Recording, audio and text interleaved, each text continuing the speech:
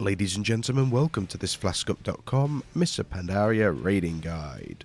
And in this video we're going to be taking a look at the heroic mode version of the Kor'kron Dark Shaman in the Siege of Orgrimmar raid. Now it's quite a bit of a weird setup for this encounter, but you want to bring 3 tanks, 3 healers, and then the remaining a mixture of both. Well, ideally you want ranged DPS, because melee aren't too brilliant for this fight, but if you have no choice but to bring any melee, you ideally want to bring 1 maximum. So bring as many ranged as you possibly can, so 4 ranged in total if possible. Now thankfully this fight isn't too like the normal mode version. There are some new abilities that do make this definitely a heroic mode encounter and worthy of the title heroic mode, and they will definitely test your healing abilities. Now as I mentioned, there are 2 new abilities during this fight. Each of the different Shaman, Haram and Kadris, will gain 1 new ability, and we're going to use a strategy that is slightly different, but you may have used it in the normal mode version of the fight, and it's not considered a bug or an exploit or anything along those lines before anyone goes moaning about that. Now this guide is going to assume that you know what goes on in the majority of the normal mode encounter, as none of the abilities have been changed or removed or anything along those lines. You've just got new abilities that have been added.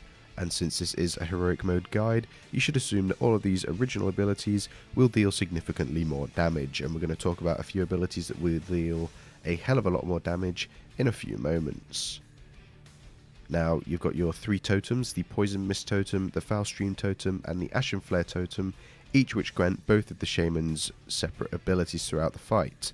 However, in heroic mode you've got a new totem to put up with, and this is called the Rusted Iron totem. And this will grant Wavebinder Kadris the Iron Prison ability. And what this will do is encase a player in a prison of iron for 60 seconds. And after the 60 seconds has passed, the ability will run off the player and it will inflict 100% of their maximum health as physical damage. Now this ability is really what does throw a spanner in the works for this fight, and it's a bit of a ball ache really if we're going to be honest. However, you can easily counter it. Now, because the Iron Prison will only deal 100% of your maximum health, you will just need literally 1 health more than your maximum health when this ability goes off in order to survive it. So if you use any form of damage reducing cooldown or any form of shields or just damage reduction in general, then you won't die to this ability.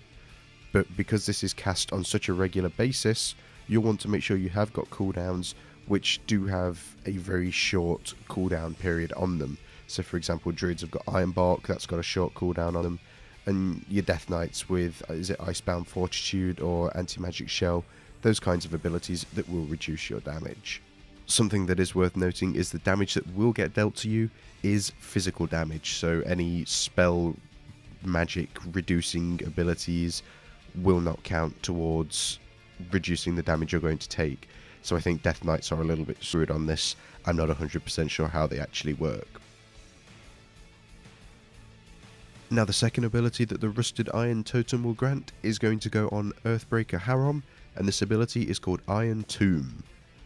Now when Iron Tomb is cast, it will inflict a high amount of physical damage to anyone that is standing within 3 yards of it, and it will also create an Iron Tomb on the ground. So basically this is a patch of shit that will appear on the floor underneath you, and you simply need to move away from it, otherwise you're going to take a very high amount of physical damage, and this damage is definitely something you don't want to be taking on the heroic mode fight. You might want to try and position yourselves in kind of corners or to the sides of the open area in Orgrimmar where you actually fight the Dark Shaman, because the Iron Tombs will spawn throughout the fight, and you might want to just position yourselves so that they're not going to cause any issues when it comes to moving about. Now for the next part of this guide, we're going to split it down into 2 sections, and this is because you're effectively going to be breaking the fight down into 2 separate fights. Now first of all, we're going to take a look at Earthbreaker Haram and how you're going to deal with him. And because of the Froststorm Strike debuff that he places on the tanks, this is the boss that you're going to take 2 tanks to, and also because of the Toxic Mist debuff, this is also the boss that you're going to take 2 healers to. Now you'll probably notice in the video already that the 4 people that have just been named there, the 2 tanks and the 2 healers, are currently in a different place altogether, as to where the rest of the raid are. This is if you face the old throne room straight on from when you first walk into Orgrimmar, you're just tanking Harom to the right up the kind of sloped way, which leads you on to where the transmog guys and the void storage guys would be. Now by tanking him up here, you're moving him out of range of the rest of the raid, meaning that absolutely nobody else is going to get targeted by this boss's abilities, and likewise for the abilities of Cardrus, but we're going to look at him in a moment. Now the Toxic Mist debuff here is going to really hurt, and I don't say that lightly at all. If you keep an eye on the health bars in the video in the background, they fluctuate so frequently, it's ridiculous. And it's not fair, really. This debuff, it's just not fair. Especially with the toxicity debuff that it will leave on players, which causes them to take 10% extra nature damage.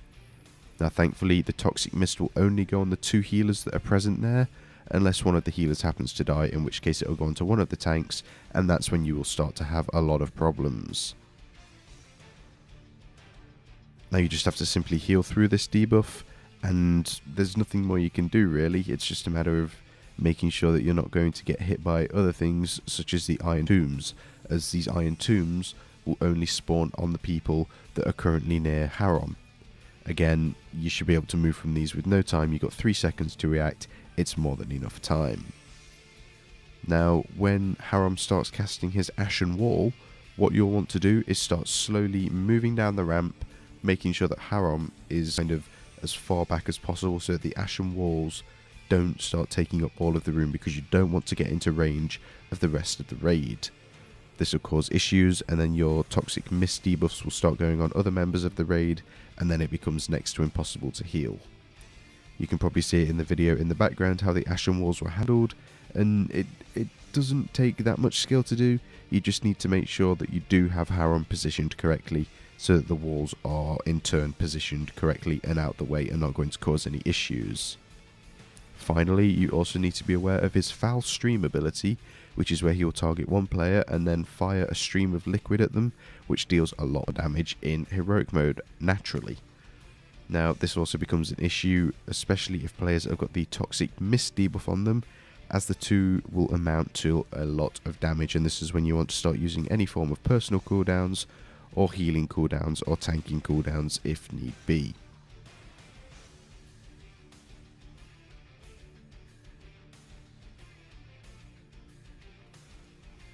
And finally, we're going to take a look at Wavebinder Cardrus. Now, the majority of his abilities are exactly the same as normal mode, and you're going to deal with him just like you would in normal mode, in the main kind of Orgrimmar section near the bank and the auction house and such. And you just kind of need to make sure you're positioning the Toxic Storms as you had them before, killing off the Foul Slimes as and when they spawn for the Foul Geyser, and also healing through the damage that Falling Ash will deal. Now, earlier on in the guide, I did mention a new ability called Iron Prison, and again, just to reiterate, this is a debuff that will be placed on people randomly, and then after 1 minute, it will deal 100% of their maximum health as physical damage.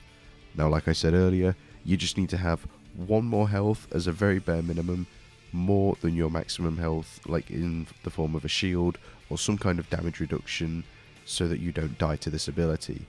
Now, obviously, as the fight goes on and more totems spawn, creating Foul Geysers and also Falling Ash, you're going to find it a lot more difficult to survive the Iron Prison debuff, especially with Falling Ash, because if this comes at the same time as Iron Prison, you need to make sure that players are topped up and also have cooldowns ready for when the Iron Prison is going to roll off of them. Unfortunately, this ability is a complete and utter bitch, and there's no kind of simple way to deal with it. You just need to make sure that you, like I say, do have cooldowns, do have damage reductions. Hell, I think even Priest Shields might help you in this situation, because, you know, Disc Priest, complete and utter bullshit, but that's another story for another day. And you just need to make sure you're not taking extra damage from other sources, as that will create a lot of issues. So thanks for looking at this Mr. Pandaria raiding guide. Hopefully it will help you gain 10 achievement points and also some shiny epics. And if you'd like to view a written version of this guide, then please do head on over to flaskup.com or click on the link in the video description below. Alternatively, if you'd like to view any of our other heroic mode raiding guides, then please do click on any of the annotations that are on screen now. As always, thank you for watching, and if you are interested in future Mists of Pandaria raiding guides, then please do feel free to subscribe to the channel.